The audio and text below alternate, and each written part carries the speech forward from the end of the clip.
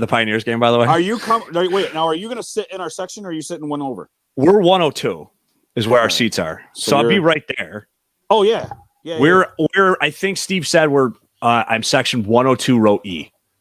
Oh, so you're in our row. Like just in the other section. Yes, perfect. And we have 5 seats, so we'll be the herd light. Oh, you'll be in the herd.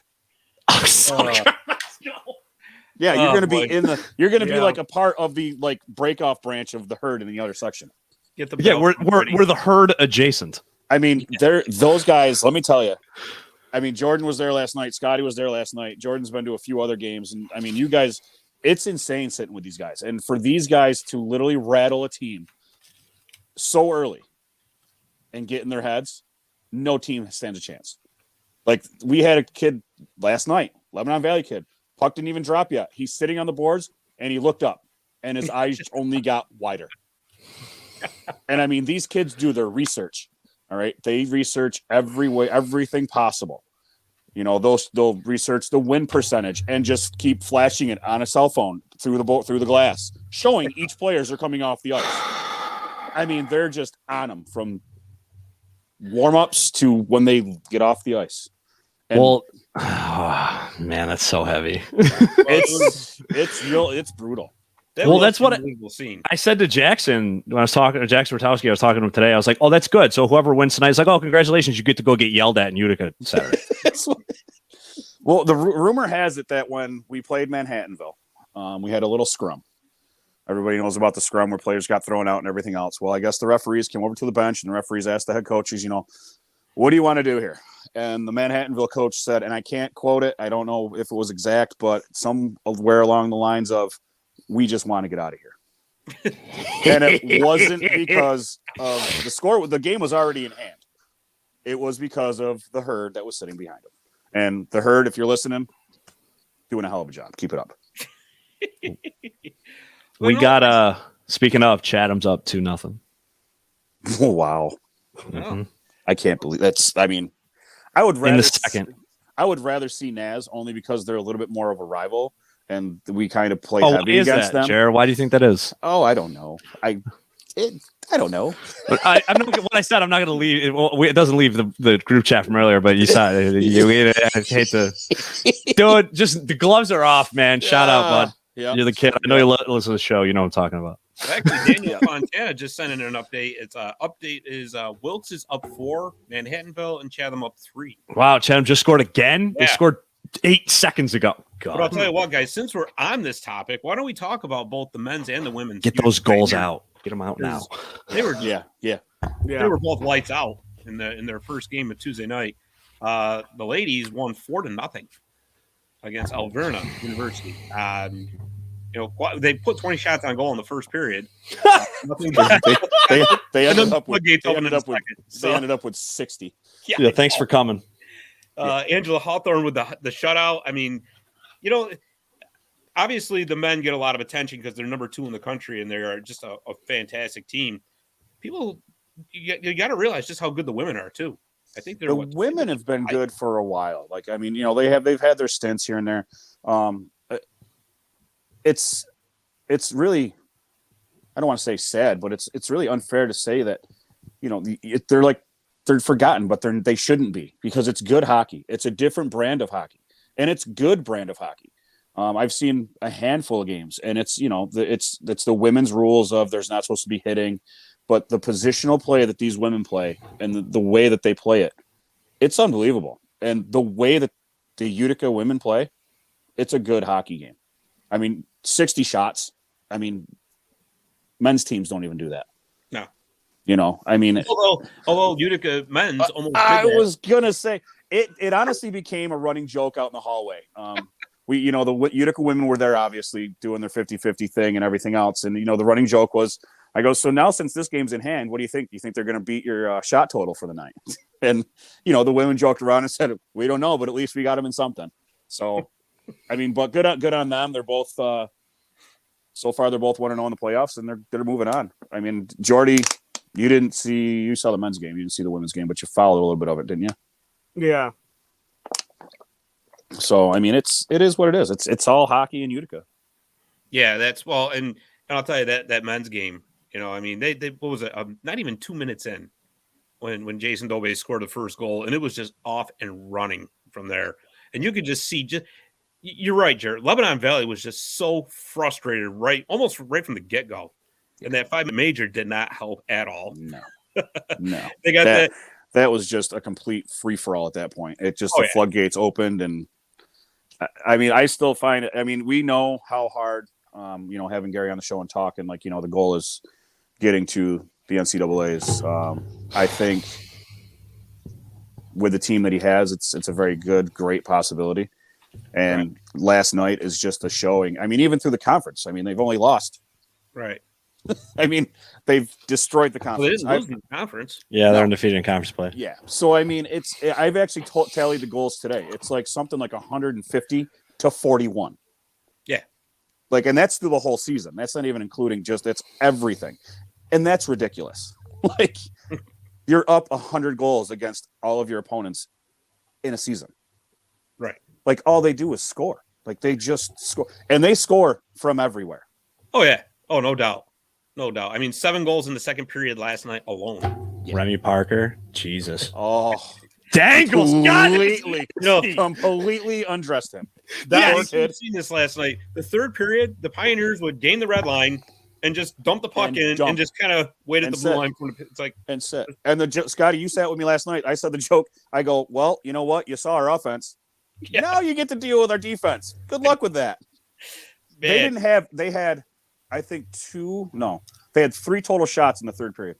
Yeah, exactly. Because they ended up with 11 shots. And I think the most important thing right now is that Coach Heenan has them playing their best hockey of the season right now. Yeah. Okay. So, Jerry, you said you did the goal. You looked at the goal differential. Yeah. Do you want I'm sure you've seen it. Everyone's seen it a million times. But would you like me to read you their schedule and statistics and their scores? Okay. So I've seen it, but hang on. So here's the overall for the season: 23-2-1 for a .904 winning percentage, 17-0-1-1 in the conference, making that .972, 15-2 at home, 8-0-1 on the road. Yeah, get off the tracks while the train's coming through. Yeah, absolutely. Yeah. And you know what? This season, it's not like they played a bunch of cupcakes either. No. I mean, Oh, hey, Gary, did you notice that you invited a lot of really good teams to your own tournament that counts? Yeah, we did that on purpose. Oh, okay. Yeah. How'd that work out? Oh, yeah, we won. Savage. Oh, man. Jordan, it's almost what did you see from last night's game. Yeah, get it. What did you see, man? I didn't get a chance to even watch the game.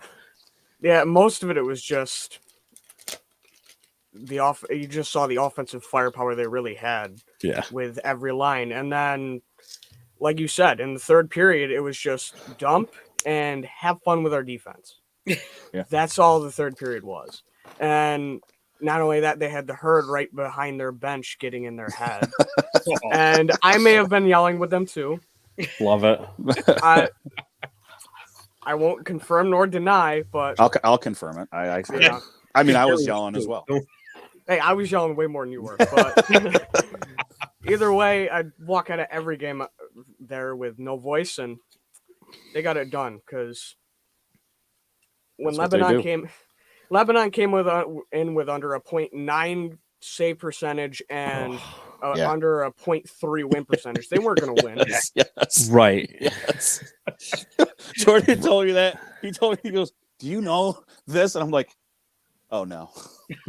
Okay. No, but you know what? You make a good point though. You said they got it done. That's what they had to, like, that game. It's laughable, like we're laughing about it right now, but they had to do that. Like that was a statement game. Like that banner at the end of this is ours, and it's your guys' job to try and take it from us. Right. So like I'm surprised they didn't win by more. Honestly, the thing is that I wasn't sure, but you watched it. I think they may have gained the zone a handful of times because they did. They had a penalty. They were on a power play, but you still almost kind of you saw them kind of do the 3-pass shoot system, right? And I mean, you kind of just looked at and you're thinking, all right. Gary went into the locker room in the second period, said, "All right, boys, listen.